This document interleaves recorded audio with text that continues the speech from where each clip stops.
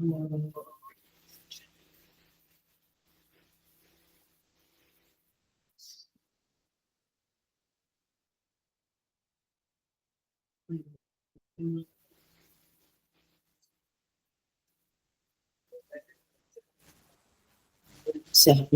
भुनक्तु सह नौ भुनक्तु सह वीर्यं करवावहै तेजस्विनावधीतमस्तु मा विद्विषावहै।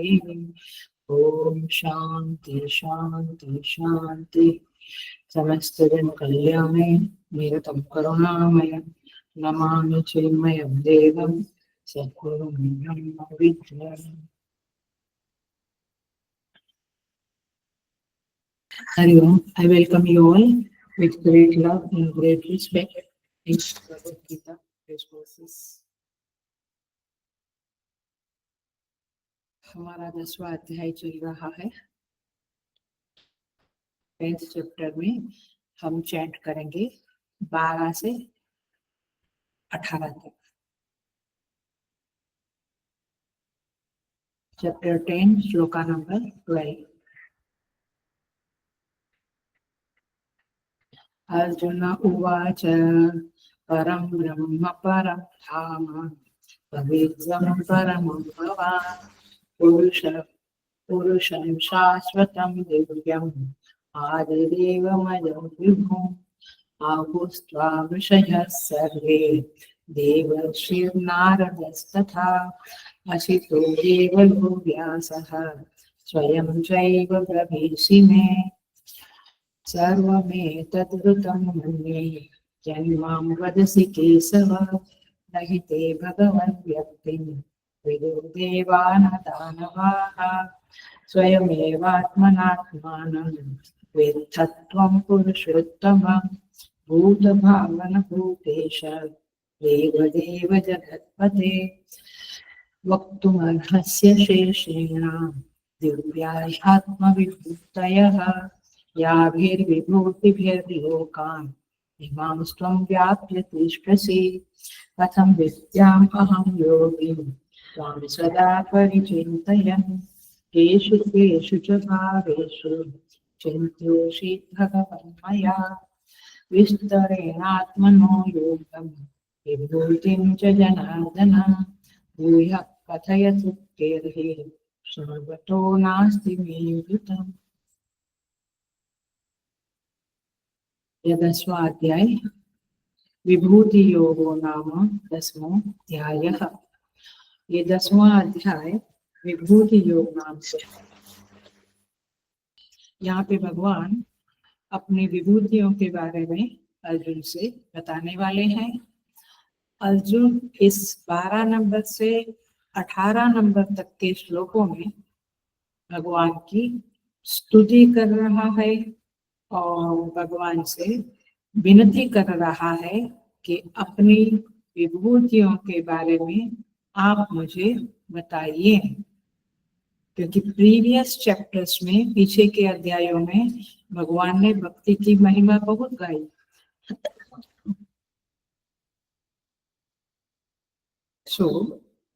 उस संदर्भ में अब अर्जुन भगवान को ध्यान और चिंतन के संदर्भ में अपनी विभूतियों के बारे में बताने को प्रार्थना कर रहा है। हमने देखा कि अर्जुन ने प्रार्थना की, आप परम ब्रह्म परम धाम हो, परम पवित्र हो, शाश्वत पुरुष दिव्यम आदिदेवम अजम, बहुत सारे संबोधनों से अर्जुन ने भगवान की प्रार्थना की। अब अर्जुन ने ये भी कहा कि आपके बारे में नारद जी, असित मुनि, देवल मुनि, व्यास मुनि, ये सब लोगों ने ऐसे ही प्रार्थना करी है कि आप परब्रह्म हो। और आगे अर्जुन 14वें श्लोक में कहता है सर्वमेतद् ऋतं मन्ये, आप जो कुछ भी मुझे कहा है अभी तक वह सब कुछ मैं सत्य मानता हूँ। I believe it is a truth. मुझे आपके वचनों में प्रमाण बुद्धि है। प्रमाण बुद्धि माने आप जो कहा सही है। नहीं ते भगवन् व्यक्तिं विदुर्देवा न दानवाः। हे भगवान, अर्जुन कहते हैं आपके लीलामय स्वरूप को, व्यक्ति माने मैनिफेस्टेशन, मैनिफेस्टेशन माने लीलामय स्वरूप, आपके लीलामय स्वरूप को न तो दानव जानते हैं न देवता जानते हैं। सो यहाँ पे मूल बात ये है कि अर्जुन भगवान को प्रार्थना कर रहा है और स्तुति भी कर रहा है। 15वें श्लोक में, जिसको हमने 12, 13, 14, 15 चारों श्लोक हमने सोमवार को देखा था, परसों देखा था। यहाँ पे अर्जुन कहते हैं स्वयमेवात्मनात्मानं वेत्थ त्वम्, कोमा करो, आप अपने को स्वयं ही जानते हो। माने जैसे हम दूसरों को जानते हैं चक्षु द्वारा, श्रोत्र द्वारा, ऐसे नहीं, आप स्वयं ही स्वयं को जानते हो। और 5 संबोधन अर्जुन ने कर डाले, हे पुरुषोत्तम, हे भूत भावना, हे भूतेश, हे देवदेव, हे जगतपति। तो इस तरह से अर्जुन ने भगवान को संबोधन करते हुए ये बात कह दी कि आप अपने को स्वयं जानते हो। देखते हैं, एक टुकड़ा रह गया था, देखेंगे। 16वां श्लोक में अर्जुन कहते हैं, अब अपनी इच्छा प्रकट करते हैं अर्जुन, वक्तुम अर्हसि शेषेण दिव्या ही आत्मविभूतयः। कहते हैं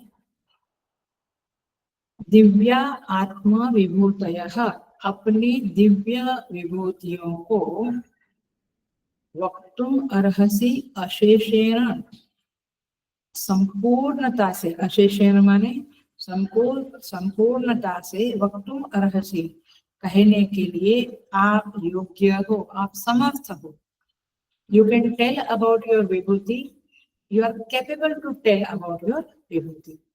याभिर विभूति भी लोकान पुमान ईमान त्वम व्याप्य तिष्ठसि। जिन विभूतियों के द्वारा, याभिर विभूति माने जिन विभूतियों के द्वारा इन लोगों को आप व्याप्त करते, व्याप्य तिष्ठसि माने व्याप्त करके आप स्थित हो, माने सारे जगत में आपकी विभूतियों के द्वारा आप स्थित हो। समझाया? आपकी विभूतियों के बारे में कहने में आप समर्थ हो और आप सारे जगत में अपनी विभूतियों के द्वारा विद्यमान हो। You are there expressing yourself through your vibhutis. इसे बोलती हूँ, आपका मैनिफेस्टेशन आपकी विभूतियों के द्वारा इस जगत में हो रहा है, तो आप कृपा करके अपनी विभूतियों के बारे में मुझे बताइए। इस तरह से अर्जुन की रिक्वेस्ट है। हम देखेंगे इन बातों को। 15वें श्लोक का थोड़ा रह गया था, उसे देख लेते हैं। अर्जुन कहते हैं स्वयमेव आत्मान वेत्थ, बहुत इंपॉर्टेंट टुकड़ा है। स्वयमेव, आप स्वयं ही अपने बारे में जानते हैं, माने और कोई जितना आप जानते इतना कोई आपके बारे में जान नहीं सकता। देखो, थोड़ा समझदारी से, माने थोड़ा समझ के समझना, क्योंकि थोड़ा इतना ही पॉइंट कठिन है, बाकी चारों के चारों श्लोक आगे के इजी है, कुछ है ही नहीं उसमें ज्यादा, लेकिन ये जरा इम्पोर्टेंट है, तो आप लोग ध्यान से सुनिएगा, समझिएगा। आत्मान वेत्थ, रियलाइजेशन की प्रक्रिया यहाँ पे आपको स्पष्ट होगी। You will get a clarity about realisation, about self realisation. समझ लीजिए, माने आप किसी भी वृत्ति ज्ञान के द्वारा फल व्याप्ति के विषय नहीं होते हैं। कुछ समझा? नहीं, मुझे पता है कुछ नहीं समझेगा। फिर से बोलती हूँ, ध्यान से सुनो। आप किसी भी वृत्ति ज्ञान के द्वारा फल व्याप्ति के विषय नहीं होते हैं। एग्जाम्पल देकर समझाऊंगी। वृत्ति ज्ञान माने मेरी चक्षु वृत्ति, माने आंख की वृत्ति, माने ज्ञान रूपी वृत्ति बाहर गई, देखा यहाँ पे ये लैपटॉप है। अब तो क्या बोलेंगे, तो मुझे क्या हुआ, चक्षु ज्ञान वृत्ति के द्वारा लैपटॉप की फल व्याप्ति हुई। फल व्याप्ति माने मुझे फल मिला। क्या मिला, ये लैपटॉप है, ऐसा मुझे समझा। आया, इसको क्या बोलेंगे, फल व्याप्ति। पकड़ी बात अभी, फल व्याप्ति माने फल की समझ आ गई। फल, फल क्या है, माने चक्षु वृत्ति दौड़ी, ये क्या है, उसमें इतना फास्ट होता है कि हमें समझता नहीं। चक्षु वृत्ति ने इधर देखा, अरे ये तो लैपटॉप है, ये कंप्यूटर नहीं है, ये लैपटॉप है, ये ग्लास है, ये पुस्तक है। तो चक्षु की ज्ञान वृत्ति दौड़ी और उसने इस लैपटॉप को कवर किया, तब जाके लैपटॉप है ऐसा ज्ञान हमारे अंदर उत्पन्न हुआ। मैं उधर देखती हूँ तो इधर लैपटॉप है तो नहीं समझेगा, बट चक्षु वृत्ति उसको कवर किया। It went around and covered the laptop, and that's how laptop का ज्ञान मेरे अंदर उत्पन्न हुआ। ये जो लैपटॉप का ज्ञान उत्पन्न हुआ उसे फल व्याप्ति कहते हैं। अब पकड़ी बात। अब मैं फिर से बोलती हूँ, आप किसी भी वृत्ति ज्ञान द्वारा फल व्याप्ति के विषय नहीं बनते हैं। मतलब कि ये लैपटॉप मेरी चक्षु वृत्ति का विषय बना, तभी मुझे लैपटॉप है ऐसा ज्ञान प्राप्त होगा। आया, तो लैपटॉप मेरे लिए विषय बना और फल व्याप्ति का विषय बना। लेकिन जैसे आप वैसे, माने हे परमात्मा, हे कृष्ण, आप वैसे हम आपको अपनी वृत्ति के गर्भ में कैच नहीं कर सकते। CATCH जैसे बॉल को कैच करते हैं ना, ऐसे लैपटॉप को कैच किया मैंने, चक्षु वृत्ति के द्वारा लैपटॉप को देखा। ऐसे आपको मेरी कोई भी वृत्ति कैच नहीं कर सकती है, अपने गर्भ में समा नहीं सकती है। आप ऐसे महान हो कि मेरी वृत्ति में ताकत नहीं है, तो आप फल व्याप्ति के विषय नहीं बन सकते हैं। जहाँ वृत्ति व्याप्त करेगी ऑब्जेक्ट को, तो ऑब्जेक्ट मेरे चक्षु में आएगा। मैं अभी बोलती हूँ तो आपके कान में, आपके श्रोत्र में मेरे शब्द घुसते हैं। क्यों? क्योंकि आपकी श्रोत्र वृत्ति मेरे शब्दों को कैच कर रही है, कवर कर रही है, व्याप्त कर रही है। ऐसे आप नहीं हो सकते हैं। सो परंतु, हेलो, ध्यान से सुनना, परंतु आप स्वयं को प्रकाशित करते हैं, माने जनाते हैं। You make yourself to be known to me. मैं जब ब्रह्माकार वृत्ति का अभ्यास करता हूँ, वो अखंडाकार वृत्ति बनती है, तो आप स्वयं प्रकाशित होते हैं, मैंने आपको मैं जान सकता हूँ, रियलाइजेशन होता है। जैसे सूर्य अंधकार का नाश करके स्वयं को प्रकाशित करता है। सूर्य को प्रकाशित होने के लिए और कोई जरूरत है? न अन्य दीपस्य न अन्य दीपेच्छा। दिए को ये दिया है, जलता हुआ, प्रकट हुआ, ये दिए की जोत जल रही है, तो उसको जानने के लिए मुझे दिया, अनदर दिया लाना पड़ेगा? वो खुद ही अपने आप को जनाता है कि मैं हूँ। यही बात। ऐसे परमात्मा स्वयं ही स्वयं को जनाता है। इसको क्या कहेंगे? स्वयमेव आत्मना आत्मानं वित्थ। आप स्वयं ही अपने आप को जानते हो और आप स्वयं ही प्रकाशित हो, स्वतः सिद्ध हो। इसको ऐसा शास्त्रीय भाषा में बोलेंगे, आप स्वतः सिद्ध हो। मुझे जानने के लिए मेरा ये शरीर, यहाँ पे आप फोटो भी देखते होंगे, मैंने वीडियो भी देखते होंगे, तो मुझे जानने को आपके चक्षु चाहिए। है ना। लेकिन भगवान को कुछ नहीं चाहिए, आप स्वयं ही अपने को जानते हो। तो आपका स्वरूप ज्ञान का विषय नहीं, क्योंकि जो कुछ भी, हेलो ध्यान से सुनना, जो कुछ भी इस जगत में जाना जाता है उसके 5 ही केवल साधन है, नाम, रूप, गुण, लीला, संबंध, क्रिया, संबंध। नाम, रूप, गुण, क्रिया, संबंध। आप देखो जितने भी पदार्थ है जगत में, वस्तु है, आप जिसको भी जानते हैं, या तो नाम से, रूप से, या तो उसके, अच्छा कारपेंटर बुजुर्ग है, अच्छा इलेक्ट्रिशियन है, क्रिया से, गुण से, बहुत उदार है, और संबंध से, क्या रिलेशनशिप है। सो इस तरह से परमात्मा को तो ऐसा कुछ नहीं है, वो तो अक्रिय है, निर्गुण है, तो इसलिए उसको जानना बहुत कठिन है। लेकिन प्रभु आप स्वयं अपने को जानते हो, तो हमें, मुझे आपके बारे में आप बताइए। आप निर्विशेष भी हो, विशेषतया भी आप प्रकट होते हो, तो आपके बारे में आप मुझे बताइए, ऐसा अर्जुन का भगवान को कहना है। माने ये सारा जगत में आप किस तरह से व्याप्त होकर स्थित हो, विद्यमान हो, ये मैं जानूं, तो फिर मैं आपके बारे में चिंतन कर सकूं, आपका ध्यान कर सकूं। श्री कृष्ण का ध्यान भी करना साधना है, और श्री कृष्ण का चिंतन करना भी साधना है। तो अर्जुन इज आस्किंग टू भगवान कि मुझे आप बताइए, आपका निरुपाधिक और सोपाधिक दोनों स्वरूप को आप मुझे बताइए। हे पुरुषोत्तम, बताया था, क्षर अक्षर से अतीत है, वो पुरुषोत्तम है, 15वां अध्याय का रेफरेंस दिया था। माने आप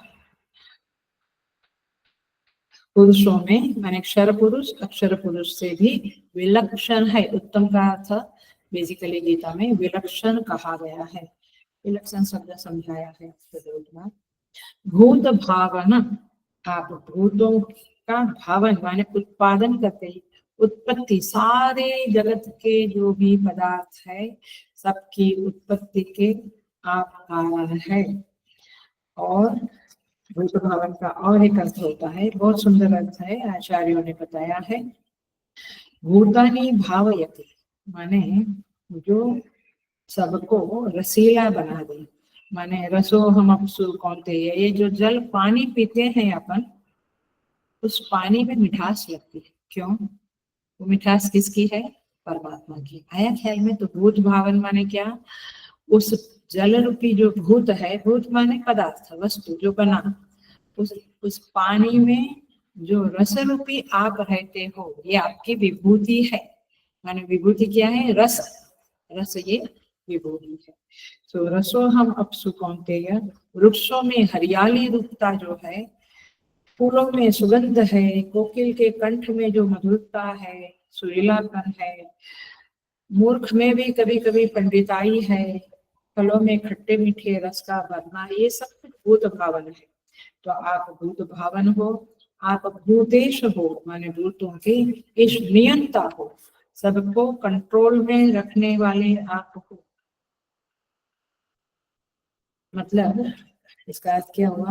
आप डंडा मारकर भी, साम दाम दंड भेद, आप कर्मफल दाता के रूप में सबको नियंत्रित करते हो। नियंत्रित करते माने जैसे हम बच्चे को कहते हैं नहीं जाना है बाहर, दरवाजा बंद कर दिया, ऐसे नहीं। कर्मफल दाता, दातृत्व के द्वारा परमात्मा हमें नियंत्रित रखते हैं, ऐसा कर्म का फल दे देते हैं कि बुद्धि एकदम सीधी हो जाती है। That is his Bhutesh. ईश माने कंट्रोल करना, ईश्वर माने कंट्रोल करने में जो श्रेष्ठ है। देव देव माने आप देवताओं के भी देवता हो, माने सारे देव आपकी आराधना करते हैं, इन दैट सेंस भी देव देव का अर्थ है। और दूसरा, श्रोत्रस्य श्रोत्रम मनसो मनोयत, वाचो हवाचं सौप्राणस्य प्राणः चक्षुश्च चक्षे अतिमुच्य धीराः वेद्यास्मात् लोकात् अमृता भवन्ति। तीनों उपनिषद में कहते हैं आप श्रोत्र के भी श्रोत्र हो। माने क्या? श्रोत्र एक देव है, माने कान। श्रोत्र माने कान, माने कान के देवता कौन है? दिग देवता। आंख के देवता तो कान के दिग देवता। तो उन दिग देवताओं के भी आप देवता हो। माने कान में, माने श्रोत्र में सुनने की शक्ति देने वाले आप हो। तो इन दैट सेंस ऑल्सो देव देव। और गहरे अर्थ भी कर सकते हैं, सिंपल अर्थ भी, अधिदैविक अर्थ भी कर सकते हैं, आध्यात्मिक अर्थ भी कर सकते हैं। और आप जगतपति हो। माने पति शब्द का अर्थ मैंने कहा था पाति इति पति।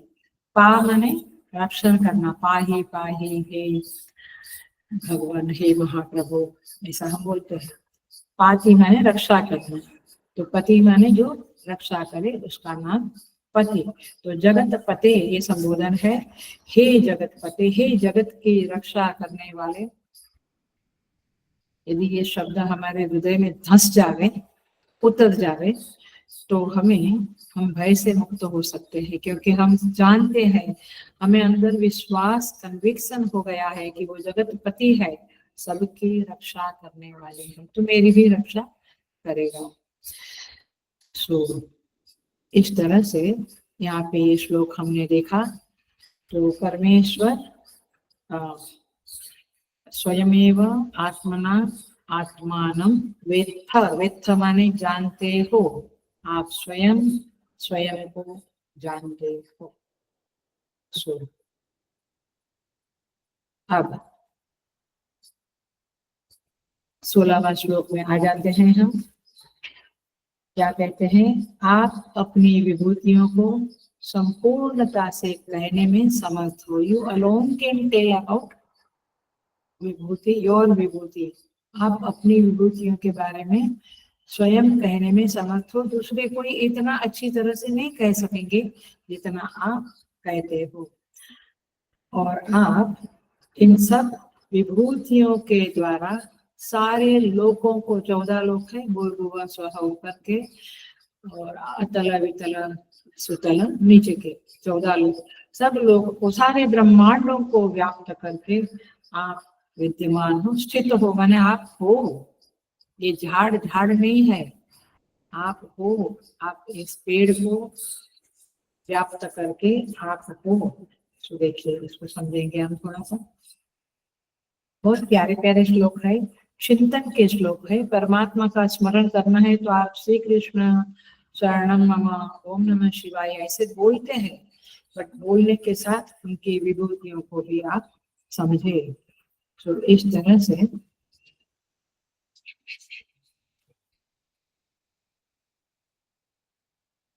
तरह से आप की विभूतियां है। सो विभूति शब्द को देखेंगे पहले हम। वैसे तो हमने विभूति योग में भी देखा है। विभूति, भूति शब्द में मूल धातु है भू। भू माने टू बी, भूति माने बिकम, माने जो बन गया है। भू माने होना, और माने एक मिट्टी है। अब भूति माने घट बन गया, तो भूति बन गया। तो भूति माने, भू माने सत्ता, भूति माने बिकम, बन गया। जैसे वर्त शब्द के साथ विवर्त लगाया, ऐसे भूति शब्द के साथ विभूति लगाया। तो विभूति माने वी शब्द का अर्थ है, वी उपसर्ग बोलेंगे, शब्द नहीं बोलेंगे। वी उपसर्ग का अर्थ है विभवन। विभवन माने विविध भवनम, विशेषेण भवनम, माने विशेष रूप से परमात्मा कुछ बन गया। परमात्मा है तो निर्विशेष, लेकिन जैसे पानी निर्विशेष है, बट आपने ग्लास में रखा तो ग्लास का पानी ऐसा बोलेंगे, या बर्फ बना दिया तो बर्फ शब्द आया। तो परमात्मा परमात्मा है, निर्विशेष है, लेकिन वे उनको विभवन माने विभूति माने विभवन माने विशेषेण भवनम, विविध भवनम, अलग अलग रूप से आप अलग अलग बन गए, उसको विभूति कहेंगे। विपरीत भवनम वा विभूति ही, विपरीत भवनम माने कुछ उल्टा भी हो जाना, कुछ भी हो जाना, एक का अनेक हो जाना, अद्वितीय में द्वितीय रूप दिखाना। विपरीत होना माने आपको अद्वितीय एक ही हो लेकिन आप अनेक रूप में दिख रहे हो, तो ये क्या हुआ? विपरीत वर्तन, विपरीत भवन। सो इसे कहेंगे वी लगाने से ये भगवान की विभूति शब्द बना। इसका अर्थ है एकम वै सत वि बभूव सर्वम, वो एक सत स्वरूप है लेकिन अनेक रूप में वही दिखने लगा है। विवर्ततया विबभूव, अलग अलग तरह से वह बन गया, वास्तव में नहीं बना। विवर्त माने सुपर इम्पोजिशन, माने वो वास्तव में एक है और अलग बना, ऐसा नहीं है, वो एक ही है बट अलग अलग तरह से हमें दिखने लगा है। ये उसका विभूति शब्द का अर्थ है।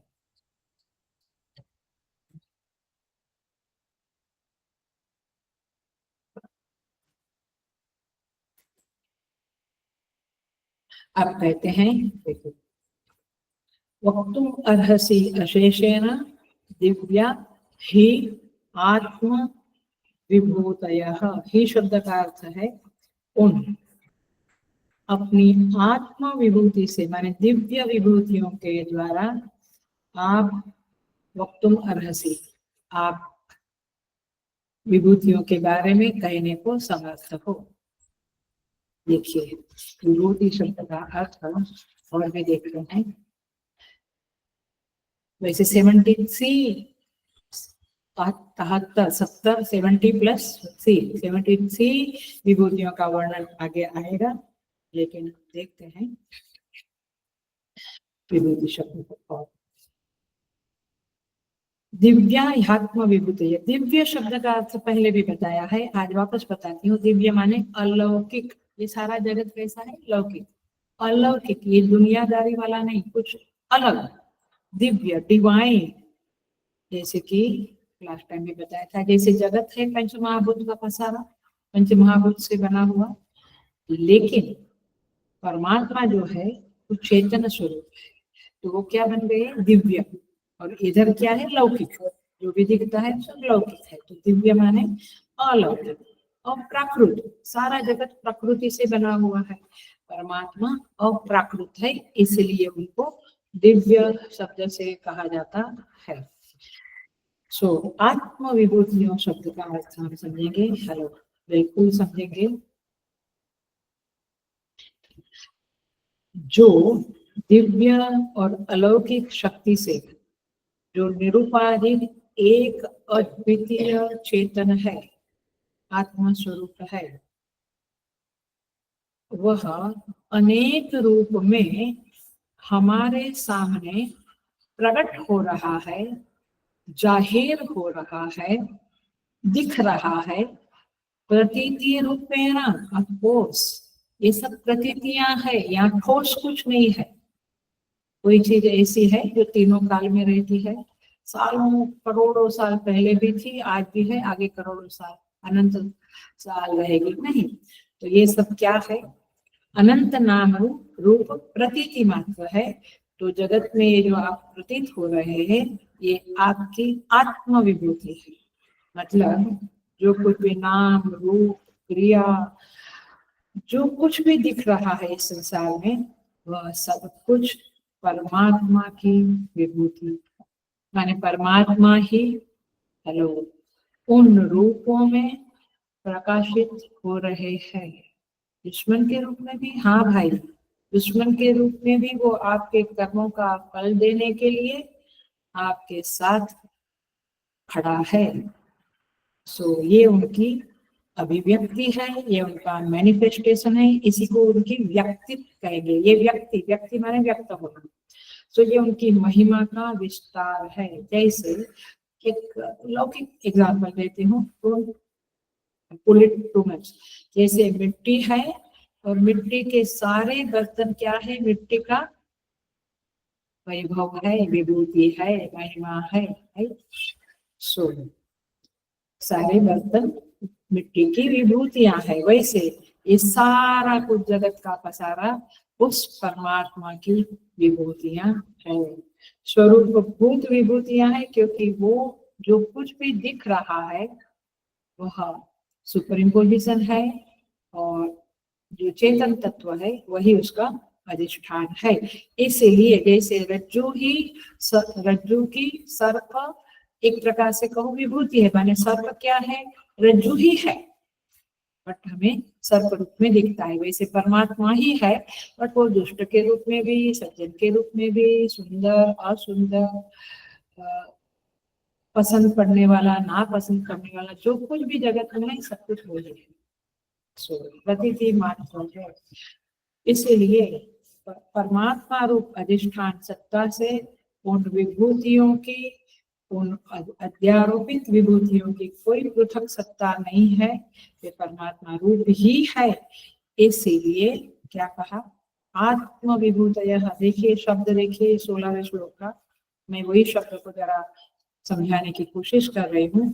विभूति क्यों ऐसा, ये मेरी विभूति है, ये मेरी कार है, ये मेरा घर है, ये मेरे बच्चे हैं, तो पराये हो गए ना, अलग हो गए ना, ऐसे नहीं।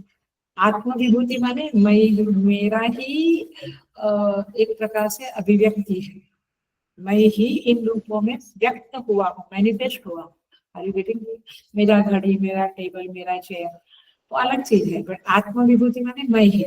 कितना माने वेद व्यास का देखो, भगवान का, श्री कृष्ण का देखो, एक एक शब्द इतना गहराई से प्रकट हुआ है, तो हम तो पढ़ लेते ऐसे भगवान की आत्मा विभूति, आगे बढ़ो।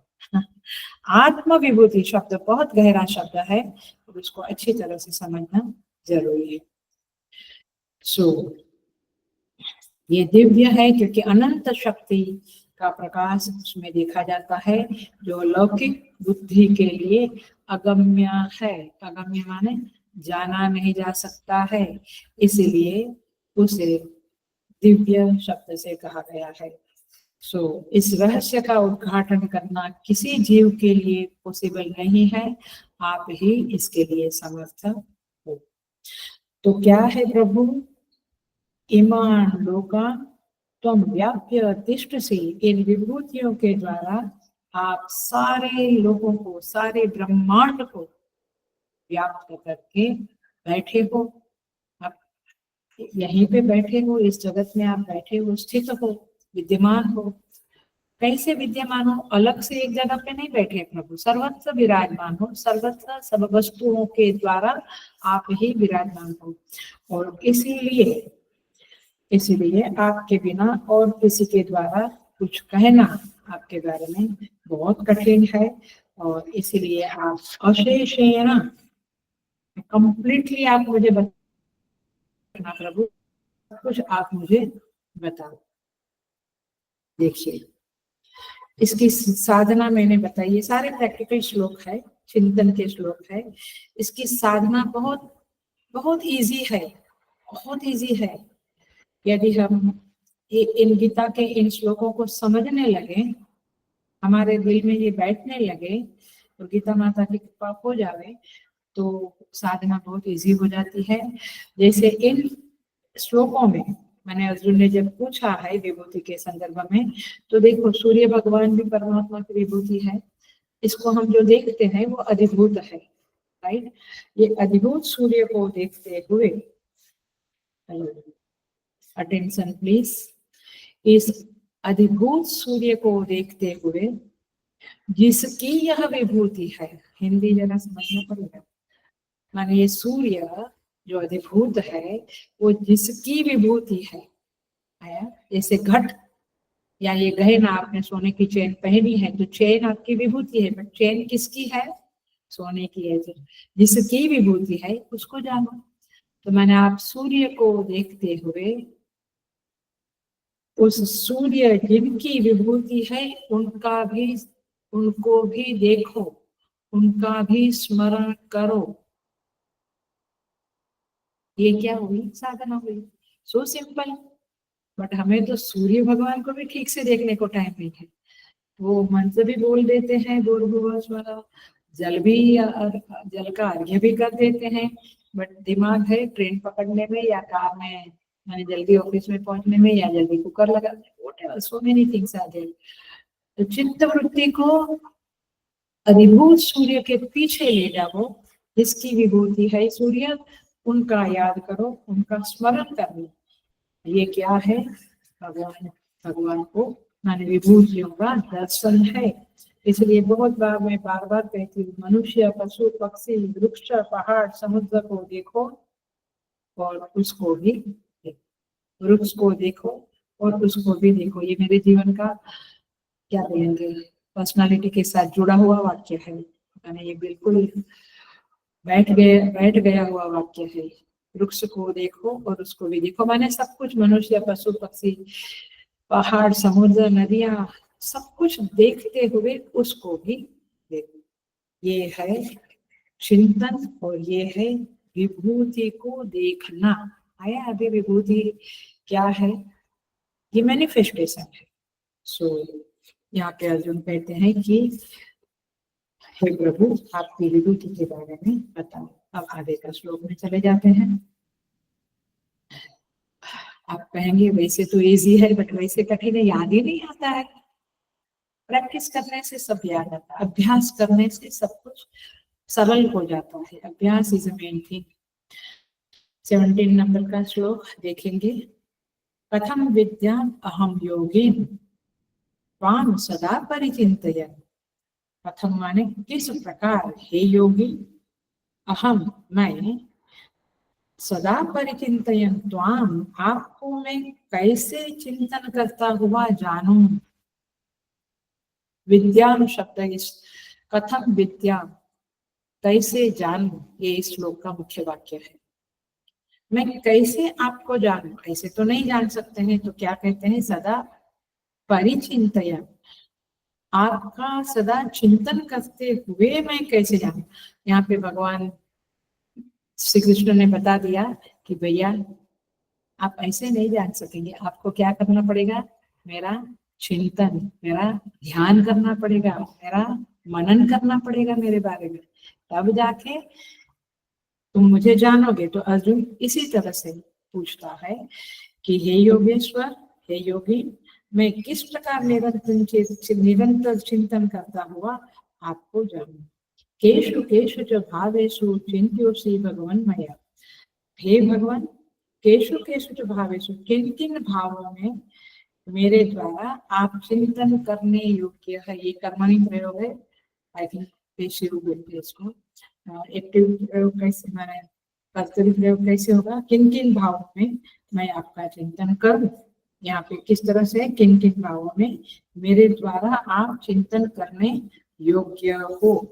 तो देखते हैं, हे भगवान, मैं आपको कैसे जानूं, आपकी विभूतियों का चिंतन करते हुए मैं कैसे जानूं, और किन किन भावों में, माने किन किन पदार्थों में, किन किन वस्तुओं में आप प्रकट हो, माने आपको मैं, आपका मैं चिंतन करूं। आप कृपा करके मुझे बताइए। अब देखो भगवान बताएंगे क्यों अर्जुन कहता है ऐसा। क्योंकि अर्जुन चाहता है कि मैं प्रमाण बुद्धि से साधना करूं, मैंने प्रमाण को साथ में रख कर साधना करूं। मेरी साधना प्रमाण से रहित ना हो। ये बहुत बड़ा वाक्य बोल दिया है हमने, समझ में आ रहा है? मैंने मैं जो साधना करूं वो शास्त्र सम्मत हो, गुरु ने बताई हुई हो, मैं अपने आप से कुछ ना करूं। कितनी बड़ी बात बता दी है अर्जुन ने। केशु केशु च भावेषु चिंत्योऽसि भगवन् मया। तो आप ही बोलो, वही वही मैं आपका चिंतन करूंगा, कुछ भी अरे गहरे कुछ नहीं करूंगा। जैसे उपासना शास्त्र में गणपति को दुर्वा, शिव को बिल्वा, विष्णु को तुलसी, ऐसे अर्पण करना है। तो जो शास्त्र ने बोला उसी से करना है। अपने आप कुछ किया फिर फल नहीं मिला, हम कहते हैं तो बेकार की बातें है, सब ऐसा नहीं है। सुप्रमाण बुद्धि रखनी चाहिए आचार्य में, गुरुजनों में, संत महात्मा में, शास्त्र में। सो केशु केशु च भावेषु, देखिए इजी है। किन किन वस्तुओं में मुझे आपका चिंतन करना चाहिए, अर्थात परमात्मा कौन है? सच्चिदानंद स्वरूप है, सत चित आनंद स्वरूप है। तो जहां जहां सत स्वरूपता है, ज्ञान स्वरूपता है, आनंद स्वरूपता है, वहां वहां ईश्वर का चिंतन करना चाहिए। तो कैसे करना है? सत्ता, अखंड ज्ञान और अखंड आनंद जहाँ है वहां ईश्वर का चिंतन हो सकता है, ऐसे कहीं भी अपन नहीं कर सकते हैं। तो शास्त्र विधि के द्वारा, मंत्रों के द्वारा प्राण प्रतिष्ठा करके भावना पूर्वक हम प्रतीकों में ईश्वर भावना करके उनका चिंतन करते हैं। ये एक पद्धति हुई। हेलो, बिल्कुल ध्यान से समझ लेना इस बात को। ये हुई प्रतीक उपासना, माने प्रतीकों के द्वारा हम परमात्मा को याद करते हैं। और अभी जो पूरा चैप्टर चलने वाला है वो बाहर के जगत के पदार्थों के द्वारा हम परमात्मा को याद करेंगे। अक्षत्राणाम शशि अहम, हम चंद्रमा को देखते हुए परमात्मा को याद करेंगे, वो एक बात हुई। सूर्य भगवान को देखते हुए भगवान को याद करेंगे, ये एक बात हुई। और मूर्ति को भी, मंदिर में अपना मूर्ति को, प्रतीक को, विग्रह को देखते हुए भी हम परमात्मा को याद कर सकते हैं, करना चाहिए और करते भी है। तो ऐसा नहीं है कि केवल यहाँ पर ही भगवान बैठा है, सारे जगत में पत्ते पत्ते में परमात्मा विराजमान है, ये कहने का तात्पर्य है। सो भगवान के विराट स्वरूप के ध्यान की विधि इस अध्याय में बताई गई है। जो पुरुष सुक्ता बोलते हैं ना, वो क्या है? विराट पुरुष का वर्णन है। उसी पुरुष सुक्त का ये 10वां अध्याय एक्सटेंशन है, विस्तार है, अथवा उसी का प्रतिबिंब है ये 10वां अध्याय, ऐसे समझो। तो विराट स्वरूप का ध्यान करने के लिए प्रतीकोपासना भी है, और सारा जगत विराट रूप में, उस पर में परमात्मा का विराट रूप जो है उसमें अभिव्यक्त हो रहा है, जगमगा रहा है, अपने को जाहिर कर रहा है कि मैं परमात्मा आपको गोद में लेने के लिए, आपको आलिंगन करने के लिए हे जीव खड़ा हूं, आओ मेरे पास, ऐसा भगवान कहते हैं। सो केशु केशु च भावेषु, माने एक सत्य है, परमात्मा एक है, लेकिन इन रूपों के द्वारा वे अपने को जाहिर कर रहे हैं। भू भावेषु, केशु केशु च भावेषु, भाव माने अगेन, भू शब्द का अर्थ है बिग, होना है, भूत हुआ, भाव माने बन गया, भवनशील, बिकम, तो ये सारे रूपों में वह बन गया। तो उन सारे रूपों में किन रूपों का मैं ध्यान करूं, चिंतन करूं, ऐसा अर्जुन का प्रश्न है। देखिए, भाव शब्द का यह भी अर्थ है जो बदलता है। ऑफकोर्स जो बनता है, बिल्कुल अटेंशन से पक्का कर लो, जो बनता है वो बिगड़ता भी है, ये बात सच है। संबंध बने बिगड़ते हैं, वस्तु बने बिगड़ती है, शरीर बने बिगड़ते हैं। सो भाव माने जो परिवर्तनशील है। तो इस जगत के सारे पदार्थ परिवर्तनशील है, तो अर्जुन का कहना है कि किसमें किसमें मैं आपका चिंतन करूं, अथवा सेकंड मीनिंग इसका है किन भावों से, माने किस भाव से, भावना माने प्यार से, वात्सल्य से, करुणा से, ऐसे अलग अलग भाव है ना, तो किस भाव से मैं आपका चिंतन करूं, या तो किस पदार्थों में मैं आपका स्मरण करूं। क्योंकि भाव बहुत है, परिवर्तनशील है, तो अर्जुन का यह प्रश्न जायज है। और इसमें एक सेंस, एक अर्थ और भी छिपा हुआ है कि मेरी योग्यता, मेरी सामर्थ्य, मेरी पात्रता को देखते हुए आप मुझे बताइए। जैसे हम लोग के पास लोग आते हैं, आचार्यों के पास, साधु संतों के पास, तो लोग कहते हैं कि हमें मंत्र दीजिए और कितनी माला करना। तो आचार्य या संत महात्मा साधु एकदम ऐसा नहीं बोलते तो रोज की 50 माला कर। वो जानता है कि ये 2 माला का अधिकारी है, 4 माला का अधिकारी है। तो मतलब ये हुआ कि हे प्रभु, आप मेरी योग्यता के अनुसार मुझे उपदेश करिए, कीजिए। क्योंकि भगवान भावना से भी, ध्यान चिंतन के द्वारा भी प्राप्त है। अर्थात जब भगवान, जब नाशयामि अहम अज्ञानजं तमः, 10वें श्लोक में, 11वें श्लोक में कहा भगवान ने, भगवान जब पिघल जाते हैं तो अपने आप के स्वरूप को, अपने आप को प्रकट कर देते हैं। बट हमें उनका ध्यान करना चाहिए, उनका चिंतन करना चाहिए। इसीलिए मेडिटेशन शब्द का अर्थ चिंतन भी है, ध्यान भी है। जिनकी रही भावना जैसी प्रभु मूरत देखी, जिसकी जैसी भावना ऐसे उनको भगवान दिखते हैं। हम लोग स्वयं भी जानते हैं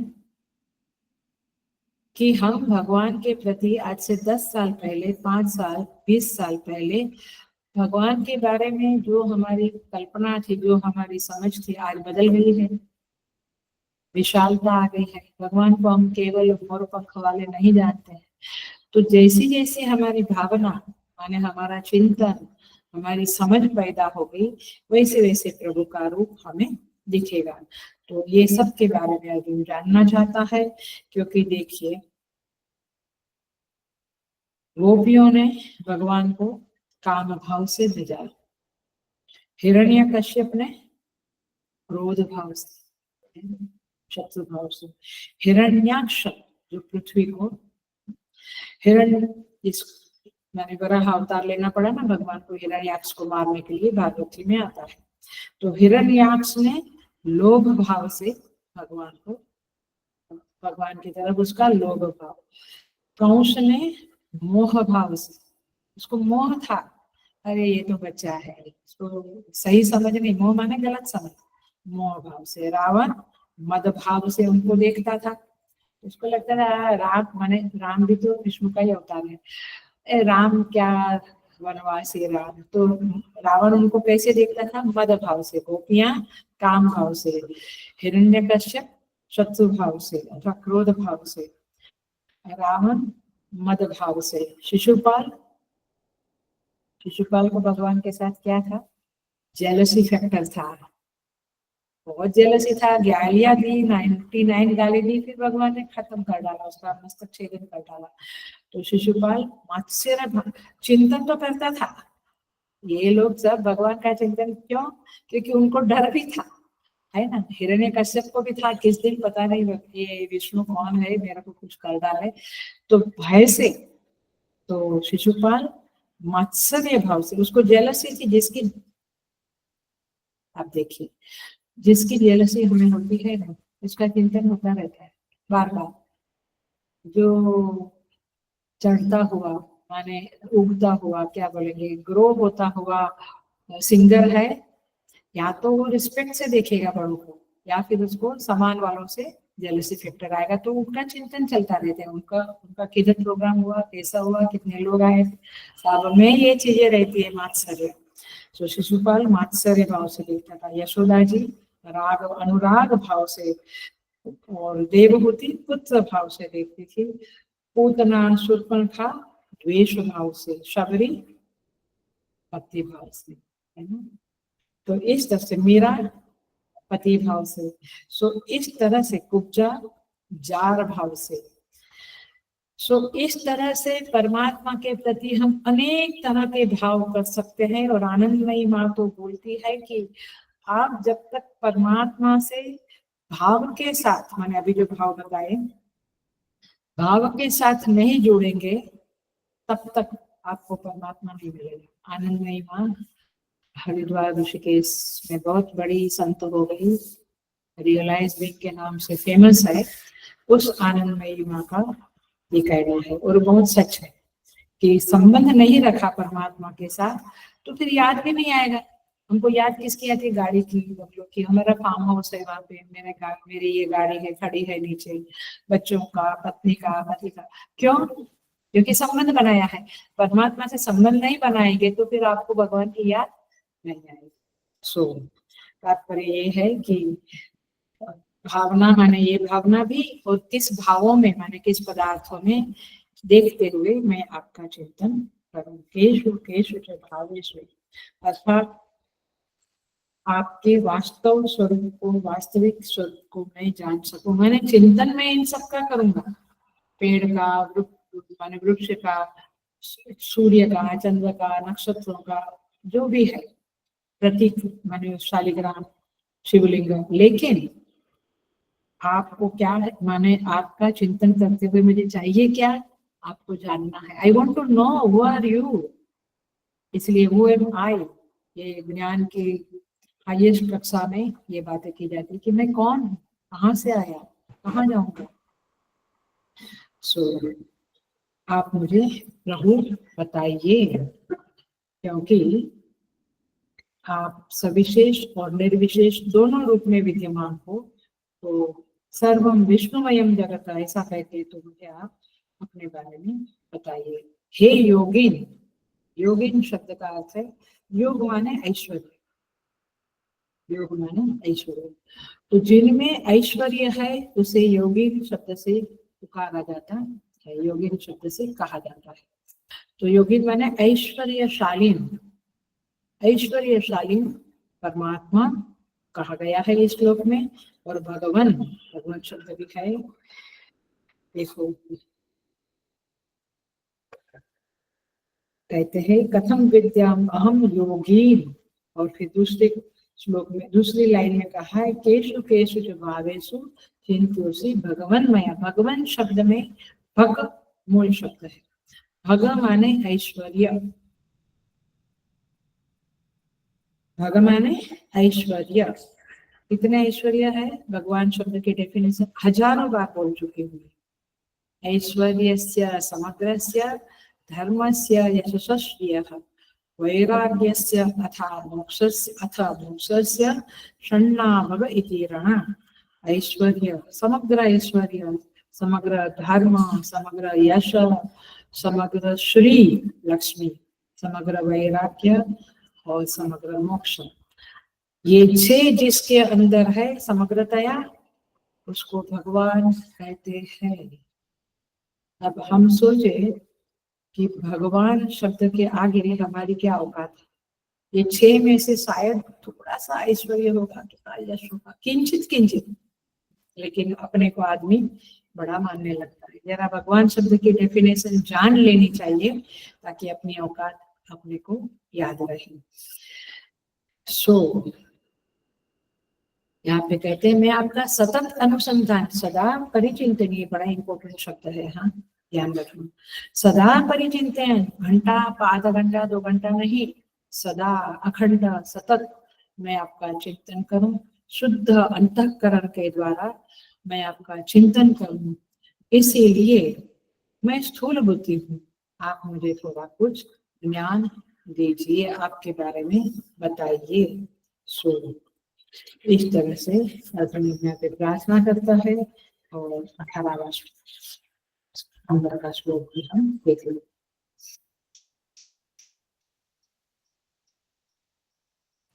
इजी है, लेकिन साधना करने जा रहे तो याद ही नहीं रहता है। क्लास खत्म हुआ कि भूल गए, तो नेक्स्ट क्लास आएगा तब थोड़ा थोड़ा याद आएगा, हाँ इस तरह से बताया था। लेकिन यदि हम अभ्यास करें, जुड़े रहे, तो ये साधनाएं आत्मसात कर सकते हैं। 18 नंबर का श्लोक आते हैं, आइए देखते हैं। विस्तरेण आत्मनः योगम विभूतिं च जनार्दन भूयः कथय कोम। क्या कहते हैं? हे जनार्दन संबोधन क्या है अर्जुन भगवान को, ये अर्जुन का 18 नंबर का श्लोक लास्ट श्लोक है। फिर भगवान अपना बोलना शुरू करेंगे टिल 42 एंड तक। देखो, हे जनार्दन आत्मनः माने अपनी, योग शक्ति को योगम, विभूति और विभूति को विस्तरेण विस्तार पूर्वक भूयः कहो, पुनः कहिए। आपने 7 चैप्टर में तो कहा है, 9 चैप्टर में भी कुछ कुछ कहा है अपने बारे में, अपनी विभूति के बारे में, अपने योग के बारे में। मैंने अपने योग के बारे में, मैंने अपने निर्विशेष स्वरूप के बारे में, और विभूति माने सविशेष स्वरूप के बारे में आपने कहा है। लेकिन भूयः कथय, ये मुख्य वाक्य है इस श्लोक का। पुनः कहिए प्रभु, कृपा करके पुनः कहिए, आप विस्तार पूर्वक कहिए, क्योंकि तृप्ति ही माने क्योंकि, अमृतम तृप्ति ही शृण्वतो न अस्ति में अमृतम, संधि अलग होती है।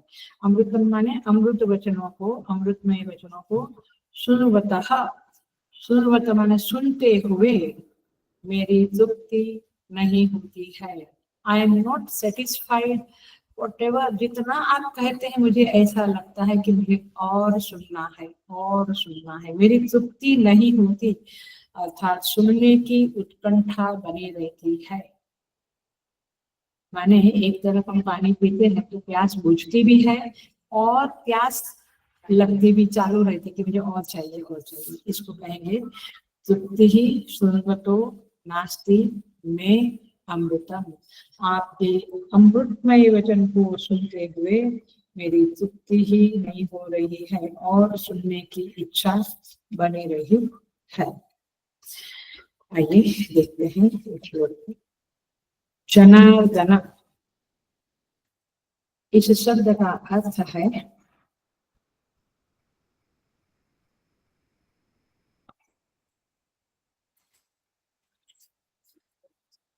जन अर्दन। हम कहते हैं हे जनार्दन, जन अर्दन माने जनान अर्दयति, जनान अर्दयति माने लोगों को मारते हैं, नहीं नहीं, आचार्यों ने इसको समझाया है। जनान दुष्ट जनान अर्दयति माने दुष्ट लोगों को जो मार डालते हैं, मतलब राक्षसों को, अधर्मियों को, पापियों को जो नष्ट कर देते हैं, उनका नाम जनार्दन है। आई मस्ट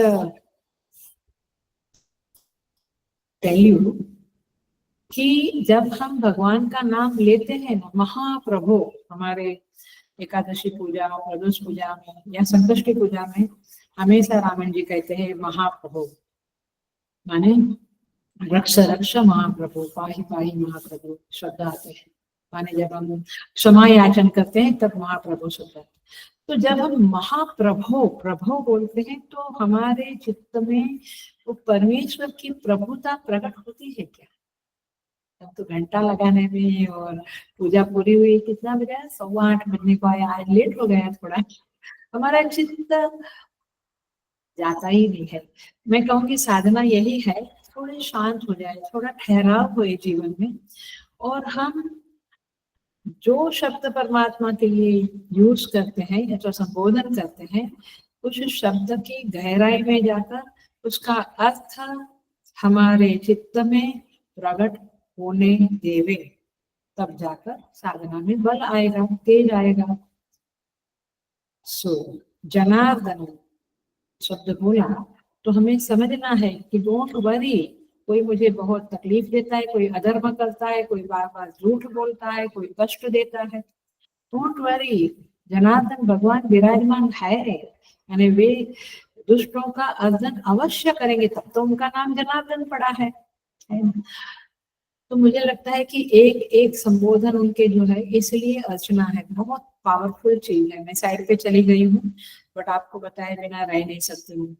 सहस्त्र नाम अर्चना या अष्टोत्तर चलो, बट सहस्त्र नाम ज्यादा पावरफुल होता है क्योंकि पूरा 1 घंटा लेता है, एटलीस्ट 45-50 मिनट लेता है, और इतने डूब जा सकते हैं ना हम मुझे कभी कभी लगता है कि पूजाओं के समय में लैपटॉप चालू करूं और लोगों को क्या बोलते हैं ऑनलाइन जोड़ूं, बट फिर लोगों को भी इतना इंटरेस्ट नहीं होता है। नहीं तो आप हमारी हर एकादशी, हर प्रदोष पूजा, हर संकष्टी पूजा देख सकते हैं और उतना 1.5 घंटा आप उसमें एब्सॉर्ब हो सकते हैं, क्योंकि कुछ लोग बैठे हुए होते हैं। तो सामूहिक पूजा में अष्टोत्तर या सहस्त्रनाम अर्चना जब होती है, वेरी पावरफुल, और उसमें भी आप 1000 नाम जो भगवान का है, उस नाम का अर्थ सुनते हुए लेवे, माने आप उच्चारण करते हैं तो उस नाम का अर्थ आपके चित्त में प्रकट होवे, तो क्या बढ़िया बात है। फिर आप देखो, फिर एटलीस्ट 24 घंटा तो वो सारे नाम आपके चित्त में घूमते रहेंगे। कई बार लोग कहते हैं कि हम अपने घर में ही हम करते हैं ना, घर में कर लेते हैं हम, बट घर में करना और मंदिर में सामूहिक रूप में करना, उसमें बहुत बड़ा फर्क होता है, बहुत बड़ा फर्क होता है। अनफॉर्चुनेटली ये सच्चाई लोग जानते नहीं है।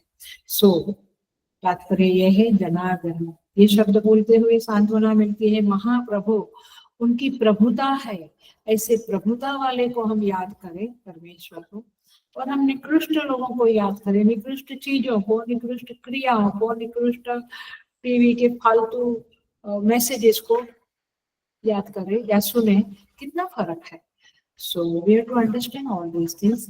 और इसलिए कम से कम दिन में एक विष्णु सहस्त्रनाम अर्चना का पाठ करो, या विष्णु सहस्त्रनाम अर्चना, शिव सहस्त्रनाम या शिव अष्टोत्तर नाम, भगवान के नाम में बहुत ताकत है। एनीवे, सो जनान दुष्ट जनान अर्दयति, जो राक्षस लोग, अधर्मी लोगों का नष्ट करे, नाश करे, उसे जनार्दन कहते हैं। दूसरा अर्थ है जना। जना माने माया। क्यों जना माने माया? हम माँ को क्या कहते हैं? जननी। पुनरपि जननी जठरे शयन। जननी माने माँ, तो जना माने माया, माँ। अब इस माया ने तो दुनिया का सर्जन किया है, तो जना अर्दयति माने इस माया को ही जो मार डालता है, वो माने हमारे अंदर या ज्ञान जो है उसको जो दूर करता है, नष्ट कर देता है, उसका नाम है जनार्दन। तीसरा अर्थ देखो, इसलिए हे जनार्दन ऐसा पुकारते हुए अंदर से एक आर्त भाव से प्रार्थना निकलनी चाहिए, प्रभु मेरे अंदर ये अविद्या माया है, उसको हटा दो, इसका नाश करो प्रभु। केवल जनार्दन बोलना, और ये भाव के साथ, ये समझ के साथ बोलना। तो गीता माता का हर शब्द हमें गाइड करता है आगे बढ़ने के लिए, अध्यात्म मार्ग में चलने के लिए हर शब्द गाइडेंस है, मार्गदर्शन है। जनान स्वजनान अर्दयति, स्वजनान अर्दयति, दुष्ट जनान अर्दयति, ये तो समझ में आता है प्रभु, ये तो अच्छा लगा कि आप दुष्टों को मारते। मेरी तो ताकत नहीं है कि वो दुष्ट को मैं मारूं या कुछ झगड़ा करूं या गाली दूं, लेकिन आप तो करते हो तो अच्छा है। बट स्वजनान अर्दयति, हाँ, इसको आचार्य लोग कहते हैं स्वजन निष्ठुर। आप स्वजन अपनों के प्रति भी निष्ठुर होते हैं? हाँ, माँ बेटे के प्रति निष्ठुर नहीं होती है? होती है। पिता नहीं होते? होते हैं। तो स्वजन निष्ठुर माने भगवान अपने भक्त की वासना को सुन लेना ध्यान से, इसलिए कभी भगवान के प्रति हमें गुस्सा नहीं आएगा, भगवान के प्रति कभी भी हम नाराज नहीं होंगे। ये शब्दों को समझ ले तो भगवान भक्त की वासना को निष्ठुर होकर दबा देता है अथवा उसका नाश कर देता है। उसको, भक्त को कष्ट देकर, शारीरिक कष्ट, मानसिक कष्ट देकर, निर्धन बनाकर, परिस्थितियां विपरीत बनाकर भगवान अपने भक्त के प्रति निष्ठुर बनते हैं। लेकिन क्यों? भक्त की वासना को सफाचट करने के लिए, नाश कर लेने के लिए, इसको खत्म कर देने के लिए प्रभु स्वजन निष्ठुर हो जाते हैं। तो जनार्दन शब्द के ये 3 पावरफुल अर्थ है। और एक अर्थ है जो भाष्य में दिया हुआ है, शंकर भाष्य लेते नहीं हो ज्यादा, बट थोड़ा थोड़ा देख लेते हैं। यहाँ पे कहते हैं अर्धते गति कर्मणो रूपम, भाष्यकार कहते हैं अर्ध धातु के दो अर्थ होता है, एक गमन और एक याचना। गमन अर्थ के बारे में हमने देखा जो गति देता है, और दूसरा याचना शब्द का अर्थ देखते हैं। असुराणाम देव प्रति पक्षभूतानाम जनानाम नरकादिगमयित्वात् जनार्दन। भाष्यकार कहते हैं कि गमन कराते माने असुरों को और देवों के प्रतिपक्षी मनुष्यों को। क्या शब्द लिखा भगवान भाष्यकार ने? देवों के प्रतिपक्षी, प्रतिपक्षी माने विरोधी, माने जो देवताओं में नहीं मानते। अपने बच्चों का यही हाल है, आगे की जनरेशन का यही हाल है। भगवान के मंदिर में वहां को छोड़ने आते, हाथ नहीं जोड़ते, पैर नहीं छोड़, भगवान को नमस्कार नहीं करते। माने देवों के प्रतिपक्षी मनुष्यों को सुन लो, नरकादि में भेजने वाले होने से भगवान का नाम जनार्दन है। तो ये गमन धातु का अर्थ है। दूसरा अर्थ है अभ्युदय निश्रेयस पुरुषार्थ प्रयोजनम सर्वैः जनैः याचते इति वा। क्लासिक ये पैराग्राफ है भाष्य में। भगवान कहते हैं भाष्यकार, उन्नति और कल्याण। अभ्युदय माने उन्नति, माने सांसारिक उन्नति, और निश्रेयस माने कल्याण, मोक्ष। उन्नति और कल्याण ये दोनों पुरुषार्थ रूप प्रयोजन सब लोगों के द्वारा भगवान से मांगे जाते हैं। लोग आखिर में हम सारे लोग जो भगवान से मांगते हैं वो चार ही चीज है, धर्म अर्थ काम मोक्ष। तो जो कामनाएं अर्थ मांगते हैं अथवा धर्म अथवा मोक्ष मांगते हैं, उन सब लोगों के लिए माने सब कुछ मांगने का प्रयोजन लोग रखते हैं। उन लोगों द्वारा भगवान से जो मांगा जाता है, इसलिए भगवान का नाम जनार्दन है। लोगों के द्वारा जिसके पास से मांगा जाता है उसका नाम है जनार्दन, माने हम उनके पास मांगते हैं इसलिए उनका नाम पड़ गया जनार्दन। माने लोग यही कहते हैं कि हमें अभिष्ट जो है वो हमें दीजिए। आप हमारी मल्लाह के नाव, आप हमारी नाव के मल्लाह होकर हमें खेवन करिए, हमें दूसरी ओर समुद्र के इस भवसागर के दूसरी ओर मोक्ष रूपी किनारे पे ले जाइए, जन्म मृत्यु के चक्कर से छुड़ाइए। तो इस तरह से जनार्दन शब्द का यह भी एक अर्थ है, और इसीलिए भगवान को जनार्दन शब्द से पुकारा गया है। अर्दन माने गमन, अर्दन माने प्रार्थना, याचना। सो देखिए ये है जनार्दन शब्द का अर्थ। जनयत तृप्ति कहते हैं भूय कथय, आपके योग और विभूति के बारे में हे जनार्दन आप पुनः भूय कथय, पुनः कहिए, कुछ कहिए ताकि हम, क्योंकि मुझे तृप्ति ही नास्ति सुरवत में अमृतम। आपके अमृतमय वचन को सुनते हुए हमें तृप्ति नहीं होती है। लोग कहते हैं कि हो गया ना 18 अध्याय एक बार सुन लिया ना, अब दूसरी बार क्यों सुनना है? क्यों? तब आप कहो कि ये श्लोक बोलो कि तृप्ति ही नास्ति सुरवतो में अमृतम। ये गीता का, ये उपनिषद का जो अमृत वचन है उसे सुनते हुए तृप्ति नहीं होती है, बार बार सुनने की इच्छा होती है। इसीलिए यहाँ पे कहते हैं हे भगवान, अर्जुन कहता है आपका कथामृत, आपका वचन अमृत है, और आपका कथामृत अखिल लोक का मल दूर करने वाला है। गोपी गीत जो है भागवत जी में गोपियां क्या कहती है, बहुत सुंदर है, वो तो इतना सुंदर है, ऐसा लगता है कि बस ये भागवत जी की ये सारी स्तुतियां है, उसका एक पूरा क्या बोलते हैं सत्संग, माने सालों तक चलेगा वो, तो ऐसा करना चाहिए। देखते भगवान की इच्छा। सो कहते हैं तव कथामृतम तप्त जीवनम कविभिरीडितम कल्मषापहम् श्रवण मंगलम श्रीमदाततम भुवि गृह्णन्ति ते भूरिदा जना। गोपी कहती है हे प्रभु, हे कृष्ण, तव कथामृतम तप्त जीवनम, आपकी कथा जो तपे हुए लोग हैं हम तो तपते हैं इस संसार रूपी ताप में, लेकिन हमें पता नहीं, हम we are not aware that हम कितना तप रहे हैं। कोई झूठ बोला, कोई कुछ कहा, कोई निंदा किया, कोई काम ठीक से नहीं किया, so many most of the time we get irritated. इसका मतलब है कि हम तपते रहते हैं इस संसार में। तो तप्त जीवन के लिए आपका कथा अमृत समान है।